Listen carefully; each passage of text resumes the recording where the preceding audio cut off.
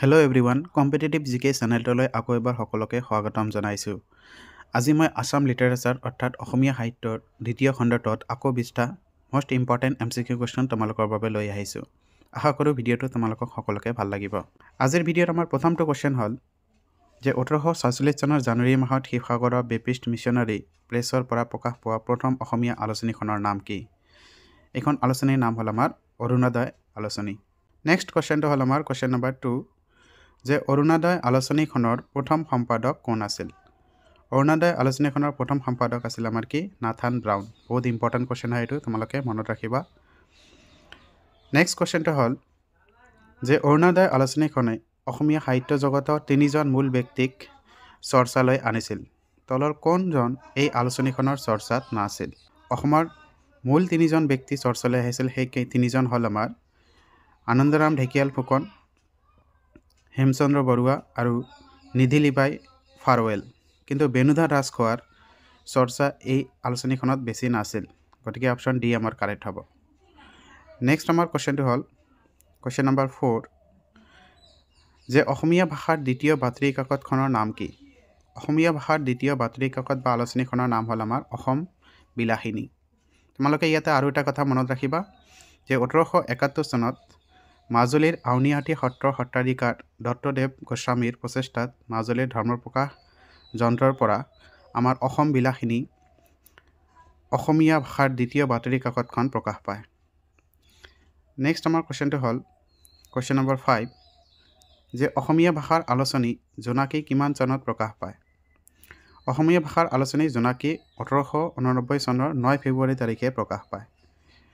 Next আমাৰ কুৱেশ্যনটো হ'ল কুৱেশ্যন নম্বৰ 6 যে অসমীয়া ভাষাৰ আলোচনী জোনাকীৰ প্ৰথম সম্পাদক কোন আছিল? বহুত ইম্পৰ্টেণ্ট কুৱেশ্যন হয় এইটো যে অসমীয়া ভাষাৰ আলোচনী জোনাকীৰ প্ৰথম সম্পাদক আছিল আমাৰ কি? চন্দ্ৰ কুমাৰ আগৰৱালা। নেক্সট আমাৰ কুৱেশ্যনটো হ'ল কুৱেশ্যন নম্বৰ 7 যে অসমীয়া ভাষাৰ আলোচনী জোনাকীৰ দ্বিতীয় সম্পাদক কোন আছিল? অসমীয়া ভাষাৰ আলোচনী জোনাকীৰ দ্বিতীয় সম্পাদক আছিল আমাৰ কি? হেমচন্দ্ৰ গোস্বামীদেৱ। নেক্সট হ'ল আমাৰ কুৱেশ্যন নম্বৰ 8 যে কোনখন অসমীয়া ভাষাৰ আলোচনীত চন্দ্ৰকুমাৰ আগৰৱালাৰ প্ৰথম ৰোমান্টিক কবিতা বনকুঁৱৰী প্ৰকাশ পায়? তো এইখন কোনখন আলোচনী আমাৰ? এইখন আমাৰ জোনাকী আলোচনী। জোনাকী আলোচনীত চন্দ্ৰকুমাৰ আগৰৱালাৰ ৰচিত প্ৰথম ৰোমান্টিক কবিতা বনকুঁৱৰী প্ৰকাশ পায়। ইয়াতে তোমালোকে আৰু এটা কথা মনত ৰাখিবা যে হেমচন্দ্ৰ গোস্বামীদেৱৰ প্ৰথম অসমীয়া চনেট প্ৰিয়তমাৰ চিঠি জোনাকী নামৰ আলোচনীখনতেই প্ৰকাশ পাইছিল। নেক্সট আমাৰ কুৱেশ্যনটো হ'ল কুৱেশ্যন নম্বৰ 9 যে 1899 চনত অসমীয়া ভাষাৰ আলোচনী জোনাকীত প্ৰকাশ পোৱা লক্ষ্মীনাথ বেজবৰুৱাৰ উপন্যাসখনৰ নাম কি আছিল? তো এইটো নাম আছিল আমাৰ কি?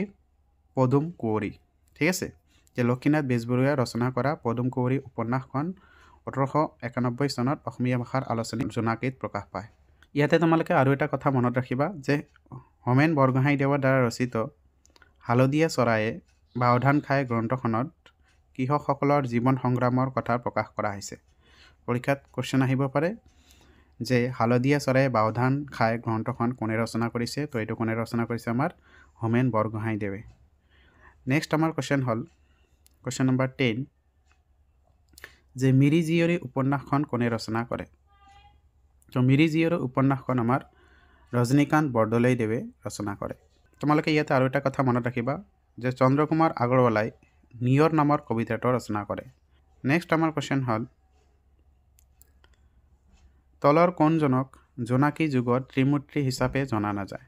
তো জোনাকী যুগত ত্ৰিমূৰ্তি বুলি ক'লে আমি চন্দ্ৰকুমাৰ আগৰৱালাদেৱ, হেমচন্দ্ৰ গোস্বামী, লক্ষ্মীনাথ বেজবৰুৱা এই তিনিজনক বুজোঁ। ঠিক আছে, তো ইয়াত আমাৰ সত্যনাথ বৰাদেৱ জোনাকী যুগৰ ত্ৰিমূৰ্তি হিচাপে জনা নাযায়।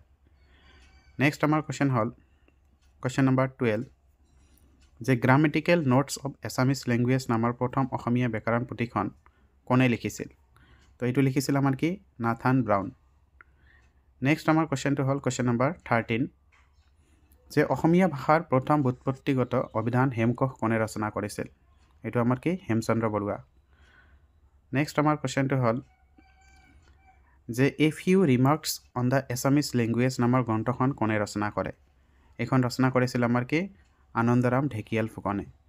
নেক্সট আমাৰ কুৱেশ্যনটো হ'ল কুৱেশ্যন নম্বৰ 15 তলত দিয়া কোনজনক অসমীয়া সাহিত্যত প্ৰতিমা খনিকৰ নামেৰে জনা যায়?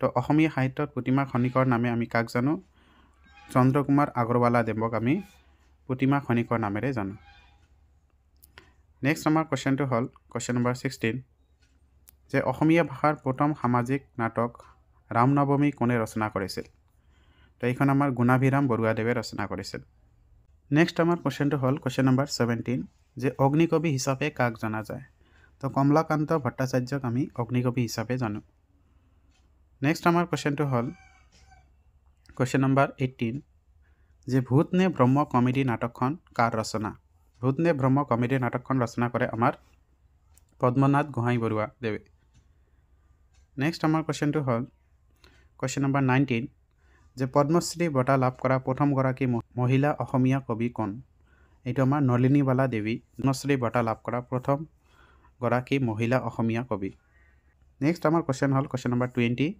যে তলত দিয়া কোনজন সাহিত্যক বিহগী কবি নামেৰেও জনাজাত এইটো আমাৰ ৰঘুনাথ চৌধুৰী দেৱক আমি বিহগী কবি নামেৰেও জানো যদি তোমালোকক ভিডিঅ'টো ভাল লাগে তেন্তে চেনেলটো ছাবস্ক্ৰাইব কৰিবা আৰু ভিডিঅ'টো তোমাৰ লগৰক শ্বেয়াৰ কৰিবা থ্যাংক ইউ সকলোকে